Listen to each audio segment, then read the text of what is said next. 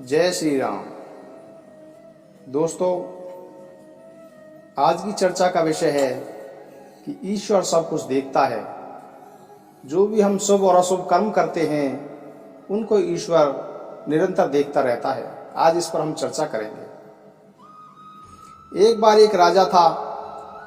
वह राजा समय समय पर वेश बदलकर अपने नगर का विजिट करता रहता था ताकि देख सके कि उसके नगर में जो उसके कर्मचारी हैं वह अपना काम सही तरीके से कर रहे हैं या नहीं। क्या प्रजा उसके कार्य से संतुष्ट है या प्रजा का कोई तकलीफ है, दुख है। एक बार राजा वेश बदलकर अपने मंत्री के साथ नगर के निरीक्षण के लिए निकला।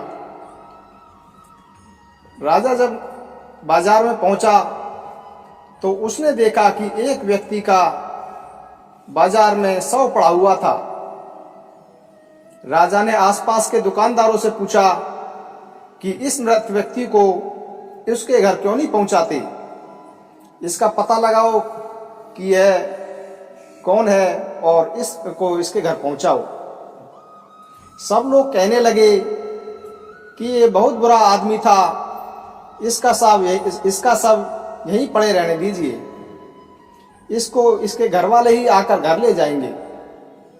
कोई भी दुकानदार उसके बारे में बात तक नहीं करना चाहता था।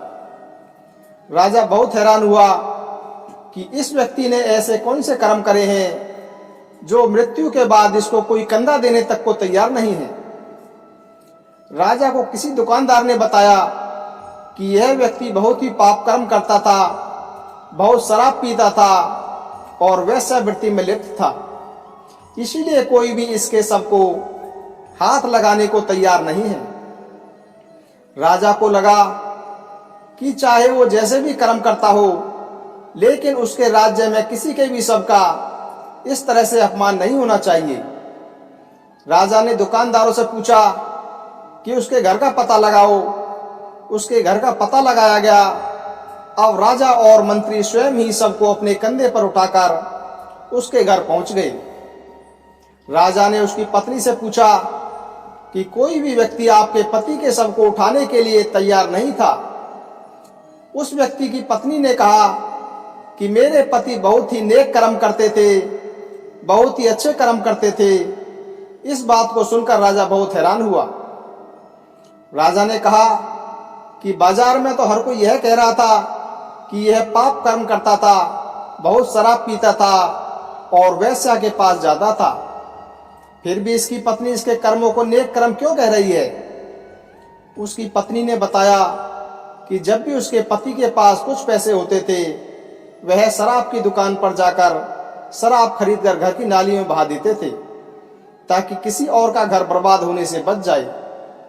इसी तरह से वह वेश्या के पास जाते थे और उसे पैसे देकर कहते थे कि तुम्हें आज के पैसे मिल गए हैं, अब तुम अपने घर का दरवाजा बंद कर लो ताकि किसी और के पैसे बच जाएं, और वह पैसे अपनी बीवी बच्चों पर खर्च करे और किसी शुभ कर्म में लगाए।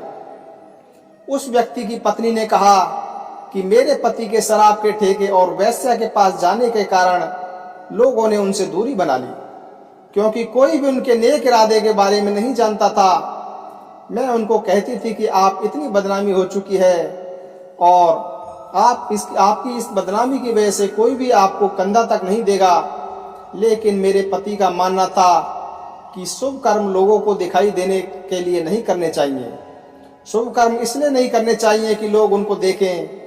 ईश्वर हमारे अच्छे और बुरे कर्म का सबका हिसाब रखता है, इसलिए अच्छे कर्म करने चाहिए और उसका फल ईश्वर पर छोड़ देना चाहिए, क्योंकि ईश्वर सब कुछ देखता है। मुझे ईश्वर पर विश्वास है और मेरे पति मजाक में ही कहते थे कि तुम देखना मेरे शव को राजा और उसके मंत्री लाएंगे। राजा यह सुनकर दंग रह गया। राजा ने उस व्यक्ति की पत्नी से कहा कि चाहे आपके पति मजाक में ही कहते थे कि देखना मेरा शव राजा और उसके मंत्री उठाएंगे, लेकिन वो बात तो बिल्कुल सही है, क्योंकि मैं यहाँ का राजा हूँ और यह मेरा मंत्री है। राजा ने बड़े सम्मान के साथ उस व्यक्ति का दाह संस्कार करवाया और उसके अच्छे कर्मों की सच्चाई सबके सामने लाई। यह सत्य कथन है कि हमें शुभ कर्म दिखाने के लिए नहीं, बल्कि शुभ कर्म भगवान की कृपा के लिए करने चाहिए। जो भी हमारे कर्म होते हैं उनका लोका देखा ईश्वर रखता है। हमें देखने सुनने वाले नहीं, किसी को दिखाने के लिए नहीं, बल्कि ईश्वर में विश्वास करके शुभ कर्म करने चाहिए। ये गरुड़ पुराण में भी तथ्य लिखा गया है कि ब्रह्मा जी के 12 पुत्र हुए हैं, जिनको कि श्रवण के नाम से जाना जाता है। जो ब्रह्मा जी के पुत्र श्रवण हैं, वही जो हम कर्म शुभ और अशुभ करते हैं, उन सब को वो अंतिम समय पर धर्मराज के सामने प्रकट करते हैं और बताते हैं कि किस व्यक्ति के क्या शुभ कर्म हैं और क्या अशुभ कर्म हैं। इसलिए दोस्तों, आज हमने चर्चा की कि भगवान हमारे कर्मों को कैसे देखता है।